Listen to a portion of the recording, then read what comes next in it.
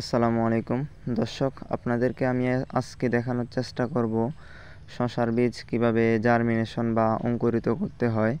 তো সর্বপ্রথম বীজগুলো আপনারা একটা পাত্রে নেবেন। তো তারপর আপনারা দিনের বেলায় রোদে ওই বীজগুলো উজ্জ্বল রোদ হলে 30 থেকে 20 মিনিট রাখার চেষ্টা করবেন। আর যদি ছায়াযুক্ত রোদ হয় তাহলে আপনারা 1 ঘন্টার মতো রাখার চেষ্টা করবেন। তারপর আপনারা বীজগুলো 3 থেকে 4 ঘন্টা আরও ছায়াযুক্ত স্থানে রেখে দিবেন রোদ থেকে নিয়ে এসে। তো তারপর আপনারা কার্বনডাজিম গ্রুপের ছত্রাকনাশক দিয়ে বীজগুলো 20 থেকে 30 মিনিট শোধন করে নেবেন। তো ওই ছত্রাকনাশকের পানিগুলো আপনারা ফালাই দিয়ে আবার নতুন পানি আপনারা সাদা পানি দিয়ে আরও 6 ঘন্টা বীজগুলো ভিজিয়ে রাখবেন। তো বীজগুলো ভিজিয়ে রাখার পর আপনারা একটা সুতি কাপড় বা একটা শুকনা কাপড় নেবেন। তো শুকনা কাপড়ের উপরে বীজগুলো রেখে ভালোভাবে বীজগুলো আপনারা বীজের উপরে যেই অতিরিক্ত পানিগুলো রয়েছে আলতো করে চাপ দিয়ে ওই পানিগুলো আপনারা শুকিয়ে নেবেন। তো দর্শক, তারপর আপনারা একটা সুতি কাপড় নেবেন।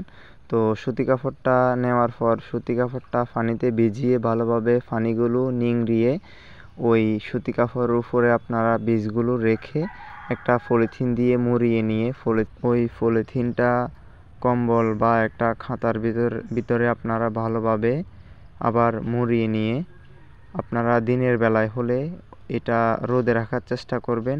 আর যদি রাতের বেলা হয় তাহলে আপনারা গরমযুক্ত স্থানে রাখবেন। তো এইভাবে 20 থেকে 30 ঘন্টা পর জার্মিনেশন হয়ে যাবে ইনশাল্লাহ। তো আপনারা চেষ্টা করবেন 20 ঘন্টা পরেই আপনারা আপনাদের এই বক্স বা ফুটলিটা খোলার জন্য।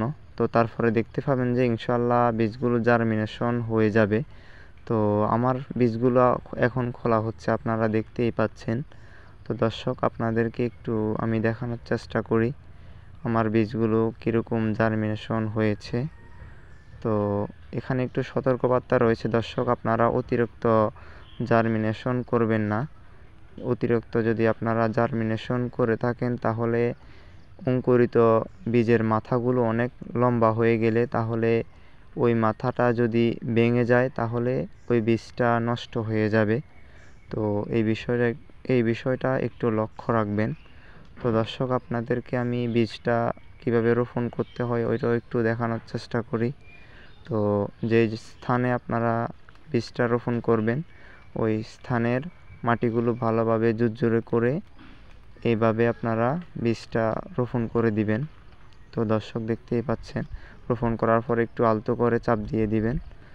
তো দর্শক, এই যে আরও একটা বীজ দেখতে পাচ্ছেন কিভাবে রোপণ করতে হয়। আর আরও একটা বিষয় আপনাদেরকে একটু আমি অবগত করতে চাই, আপনারা আপনাদের প্রজেক্টে 2 থেকে 3 দিন আগে পানি দিয়ে সম্পূর্ণ প্রজেক্টের মাটিগুলো নিয়ে আসবেন, না হলে আপনাদের প্রজেক্টের বীজগুলো ভালোভাবে গজাবে না।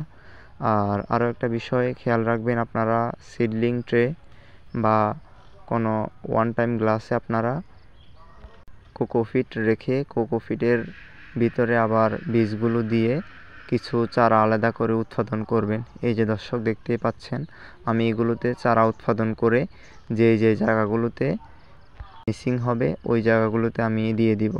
তো সকলকে আসসালামু আলাইকুম রহমতুল্লাহ।